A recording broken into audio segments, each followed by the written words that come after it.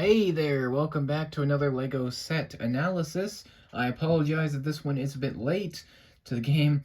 This is from LEGO Indiana Jones, one of my favorite LEGO themes of all time, and I'm talking about the original theme, but this is a revival.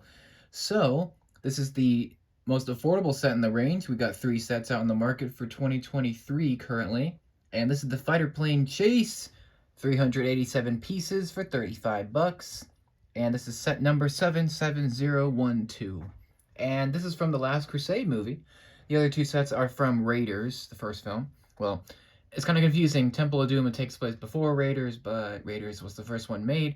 Anyway, so yeah, this is fantastic. I'm 100% buying this on board. Not right now, but when my birthday comes around, that's when I'm going to take advantage of these.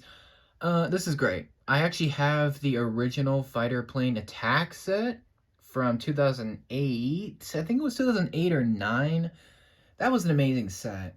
Unfortunately, the figures are all dead. The builds are destroyed and stuff. But I remember getting it and just being just absolutely in love with that set. It just had such a cool old style feeling to it, and it came with the Indies.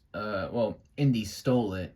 The Jones's biplane. This one is a little bit different. It's technically a remake, but it doesn't come with the biplane this time. It comes with just the car and the plane, which is great because it's kind of an evolution of that original set. So you could see that original biplane getting destroyed, and then this set being the update to that. So we get 3 minifigs.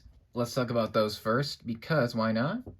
Let's start from right to left this time. We get a Nazi fighter pilot, of course not named that. German fighter pilot. And it looks pretty awesome.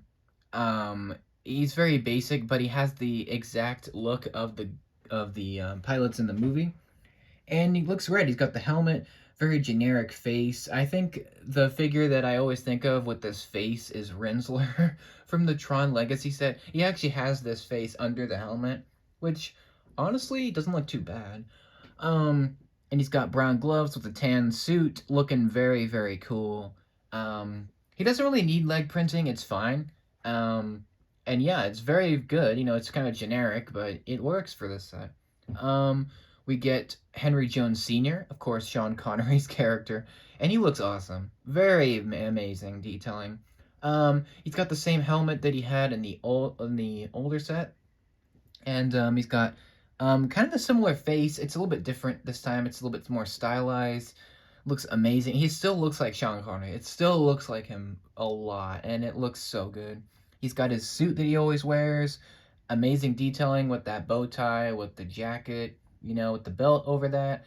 So good. He could have had leg printing, but I think it's good enough that it doesn't need it.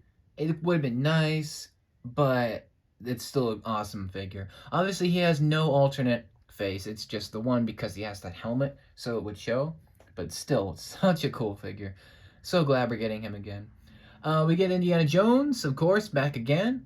This figure is pretty much the same as in the Lost Tomb set, except he has a different shirt with his tie on for this movie, which is so good. They didn't need to do that. They didn't need to have the tie because Indy wears a tie throughout almost the whole thing of Last Crusade. So that is kind of different. And that's so good. They didn't need to change it, but they did, and that's great. Same gun belt, same hat and hair, same faces. Still, it's awesome. So yeah, nothing to complain about there. Here's the back of the box showing the or you know what? I should talk about the front of the box really quick. Here's the scene with the car being chased by the plane. Kind of basic information there. And then there's the back of the box, which I love that they did this. They made the tunnel scene. You don't get the tunnel in the set, but they have a reference to it. We'll see that later on. So you get the tunnel scene, and then you get the car being the car and the plane kind of side by side. You know the scene where the plane's wings get broken off, and you can actually reenact that. Of course, you take the wings off, throw them off, and have the plane be destroyed. And I believe that's the only real feature of this set. I mean, otherwise the propellers can move, or the propeller can move. And that's really it with the features.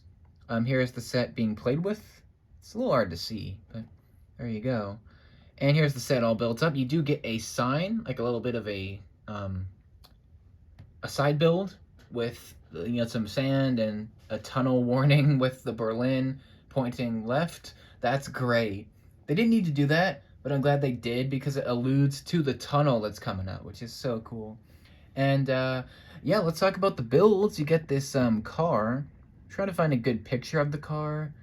There's a bit of an up close look, I guess.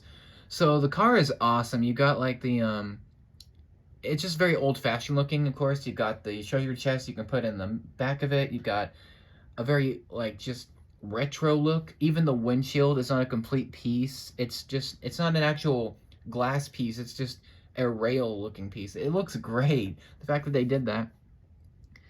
And here's the side of the car. It's so good. I kind of wish that LEGO would have included the dude, the older gentleman that they stole the car from, because this, again, isn't their vehicle. They just stole it because they were desperate. But it would have been funny if they included the guy with the tire that was working on the car. It'd just be funny. But it's fun that he's not here. It just would have been cool. Cars looks amazing. I like that. It just looks so good. I'm excited to see it like built physically. But yeah, that looks great. And then you've got the fighter plane, which looks awesome. It's a little bit smaller than the original fighter plane, which was pretty big. Even though it was kind of simple, but it worked really well. And obviously you've got some, boring colors. It feels like a Star Wars set, because a lot of Star Wars sets are dark gray, light gray, black. It's just kind of basic colors. But this one does have camouflage stickers, so that's cool. It's got the cockpit. And what I really like is you can kind of see, maybe not really, but the plane has like fire pieces underneath it to simulate it blowing up, which is cool. And the propellers have ore pieces, and the wings are angled up. You got the wheels on the bottom, and you got the cockpit, which looks very great. And yeah, it just looks so good. Like I'm very impressed with this. It looks awesome, super cool. You get quite a lot for this $35 in my opinion. Yeah, I mean, it's great. You got the stud shooters on the side, which don't look bad. I was kind of nervous about this set, like what it would look like, because they're, scaling it down a little bit. Part of me hopes that they would have done the other plane to make it more of an aerial chase, but we already had that before, so it's kind of fine that they didn't do that. Still, it's great. I mean, it's so good for the value. Again, the value for this is great. I mean, $35, that's not a bad price, and you're getting 3 awesome figures. The Indiana Jones is unique to the set, as well as, actually all 3 of them are. So that's awesome. And that's what I think. It's great. Am I getting it? Of course. It's gonna look amazing. I'm gonna have to build a stand for that plane though, because it doesn't come with one. That's probably the only bad thing I could say. It doesn't come with like a stand to put it up onto. So yeah, that's the fighter plane chase. I apologize if this was late.